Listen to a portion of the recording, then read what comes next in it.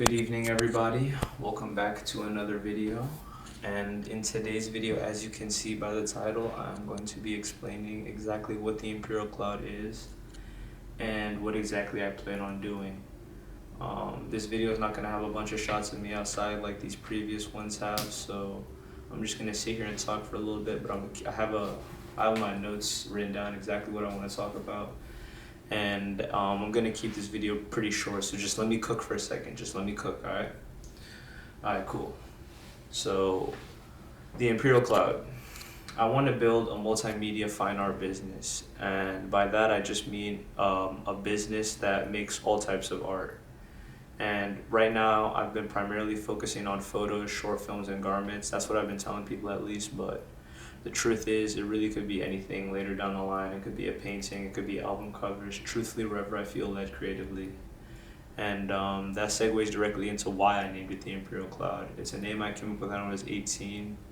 And when I was younger, I used to just love staring up at the sky on long road trips and stuff like that. So I knew I loved clouds.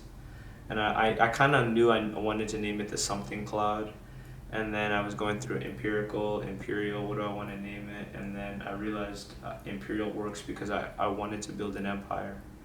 And I knew I wanted to do the cloud thing, but it worked perfectly because it clicked in my head. I want to build an empire that takes no shape, just like the cloud. So that's how I landed on the name Imperial Cloud. And I think it sounds pretty cool as well. So that's kind of the story of how that came to be about. And yeah, I think that's a pretty good brief intro. And the first point that I really want to talk about, or the first point that I'm going to talk about, and as to why I'm doing this, is why I think art is so powerful.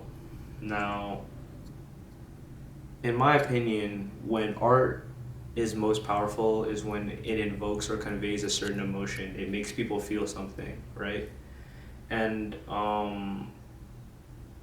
when you make art that is designed to make people feel something, it creates it's almost like a visual or sensory argument that people have. And I think that that's one of the most powerful things that you can do for a myriad of reasons. But if you think about it, when art is made and it's truly made, it's completely unique to that individual, and it's one of one. So it's an output of a person that has been made solely based on their lived experience, which makes it completely unique and completely personally stylized in terms of methodology and form factor of the output. And I think that's extremely important to create, because that means that all the art pieces that I'm talking about, at least, or art in the sense that I'm talking about, is completely unique to the individual. So each individual has their own type of art, and if they have art that resonates with the masses of people, they made their own type of style. They created their own stylistic message that has invoked an emotion in people and now unified them.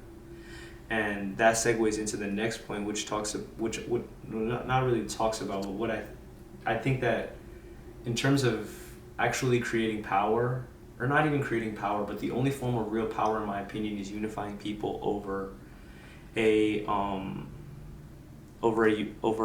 shared ideal or a shared message. And that's really one of the things that I think that you can really do on this side of life that can actually leave a meaningful impact and also help you make change, is by unifying people. It's like the only real form of power. Yeah, that's the only word I can think of, is to unify people.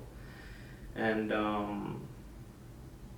kind of a sidebar, the most powerful people that are unified are those that are unified under God, because then they are moving solely out of love, and they're moving for a whole message that's bigger than themselves. But to be honest, I think I'll go into that into another video. The next point I want to talk about is the message that I'm trying to convey. So to all my boys that listen to rap out there, it's as simple as, yo, you gotta move tact out here. You gotta be tactical. You gotta move tact. You gotta know how to move. No gunna, when you come from this zoo, you know how to move. But nah, seriously. On a real note, yeah, I think that we not only live in the age of information, there's so many things contending for our attention, so many people telling us how to live, health gurus, parents, religious leaders, the pull for how to live, and like the idealistic lifestyle has been drawn in so many ways. And truthfully, I think that life can be gamified. You can view this life as a game, and in games there are ways that you can win.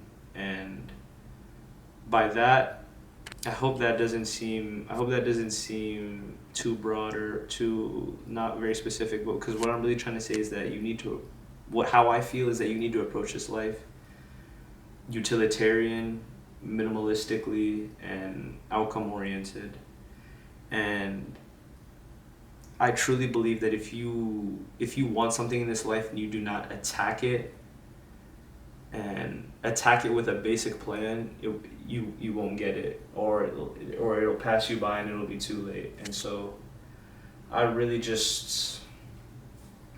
want to communicate to people, and this is really like the overarching theme of because all of these clothes, all of these photos, all this stuff that's to come is really just to push people towards this mindset, which is you got to think tactically.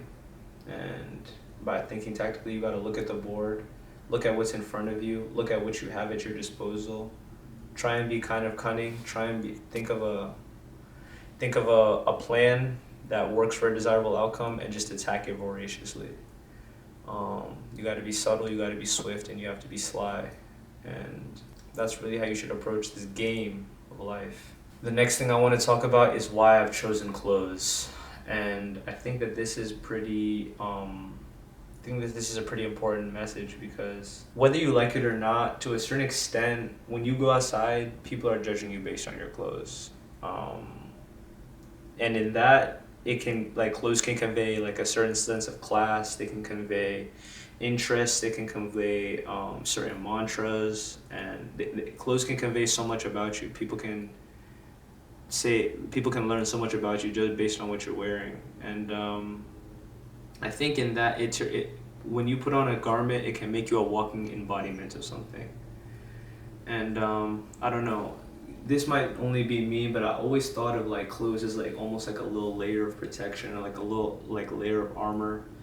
And there's a way that people can become like emotionally, or at least me, I know I have become like emotionally attached to like some of my clothes because of the way they make me feel and some of the memories I have associated with them and things like that. So I know that there's like a certain layer of just like, you got your hoodie on and it protects you from the cold type of thing. I don't know. Maybe that's just me, but that's really how I think about clothes. There's almost like an emotional attachment that you can have to them from protecting you, like especially when you wear them a lot and they actually mean something to you. And I don't know, like clothes can have an impact on your quality of life. Like I know like some of the jeans I have in my closet that I used to wear all the time, when I was like working at Mod Pizza or like working to save up for these cameras, like I still have them in like the jeans were like, they were durable and they had like good pockets and stuff, so I kept a bunch of stuff in them, and they just like, I don't know, they just kind of grew on me. I know like when I put on a Carhartt shirt, I'm ready to go to work. Like that's just kind of the value I've ascribed to Carhartt shirts. So that might be a little bit more of a personal thing, but there's this sentimental value behind message that clothes can have. And I really want to tap into that, and I think it's extremely potent, and it's something that people can use every single day. So that's why that might be more of a personal thing, but that's why it's really important to me.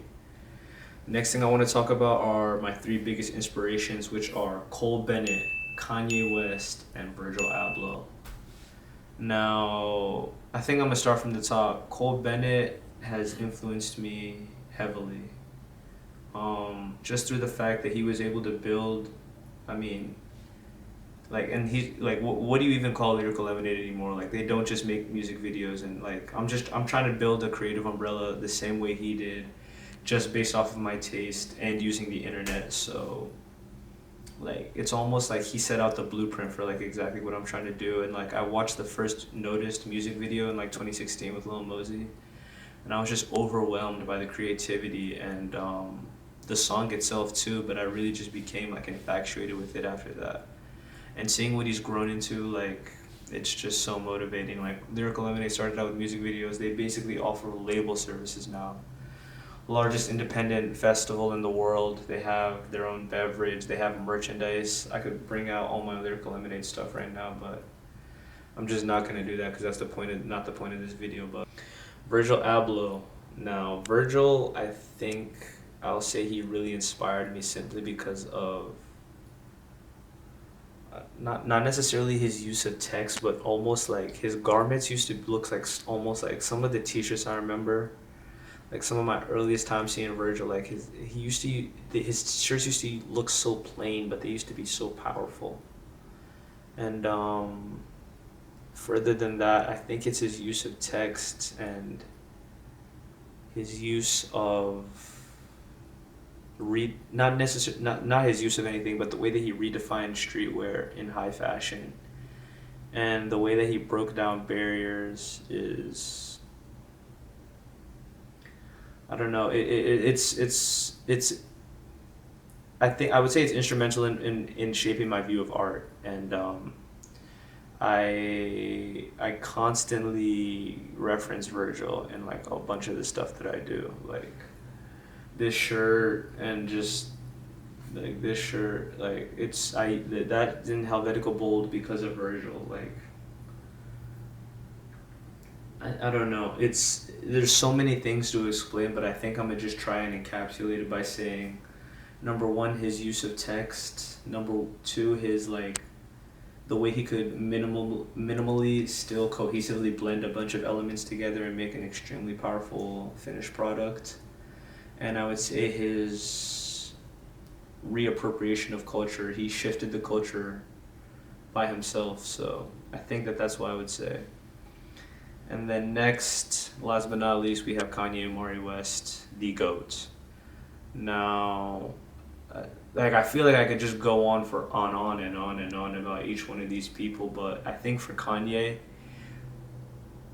so first of all, the Donda listening event in 2021 when he popped out in the all red, that was pivotal for me. I'm gonna just put it like that. I will never forget that day in my life. That was pivotal for me.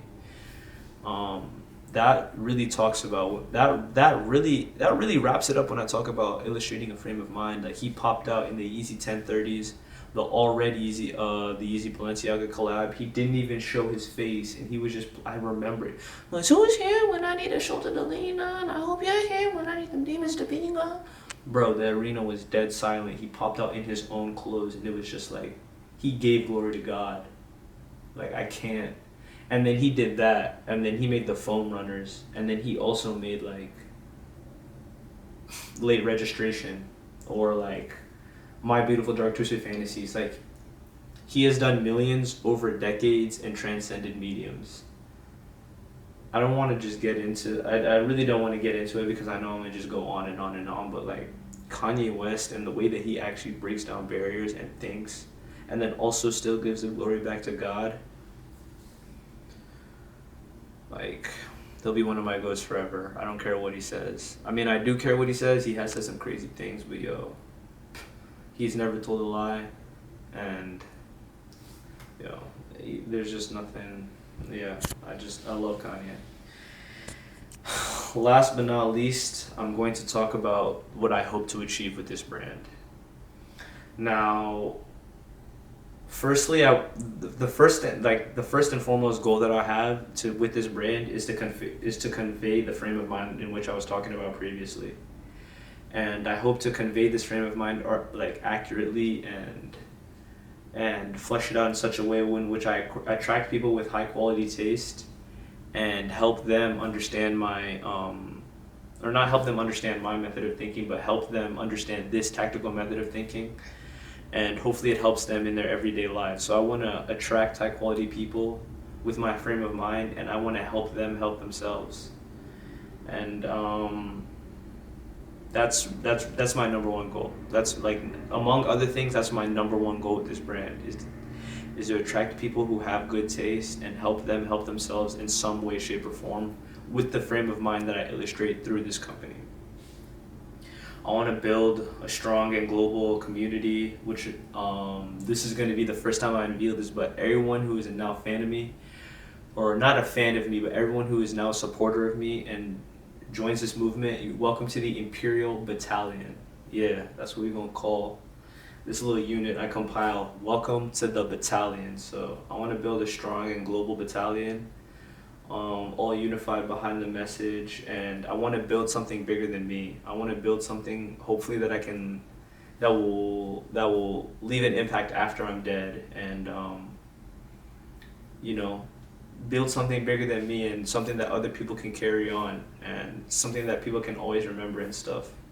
I mean, it's the same thing Virgil did with Off-White, like 2017, 2016, Virgil is going to be remembered forever. The way that he did that stuff is going to be remembered forever, and I want to do something similar to that, something that will be here when I'm dead, or at least still be able to impact people and still have something that people can reference after I'm dead. And I want to make a few pieces that are like legitimate masterpieces. I want to make something like My Beautiful Dark Twisted Fantasy. I want to make something like The Perfect Love Tape. I don't know. I want to make something like Foam Runners. I want to make like a legitimate masterpiece. Like I want to have like a stroke. I want to have a few strokes of brilliance where people are just like, wow, like he actually pushed the barrier forward with this one.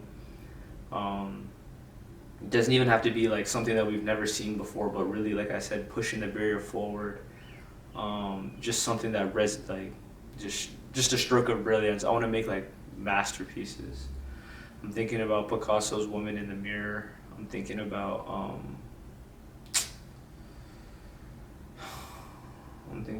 so many different things, but I want to make legitimate masterpieces, and I want to open stores, factories. I want to have my own display in a museum. I want to take some legendary portraits of like famous people in my clothes, or not necessarily famous people, but people that I think are cool in my clothes. And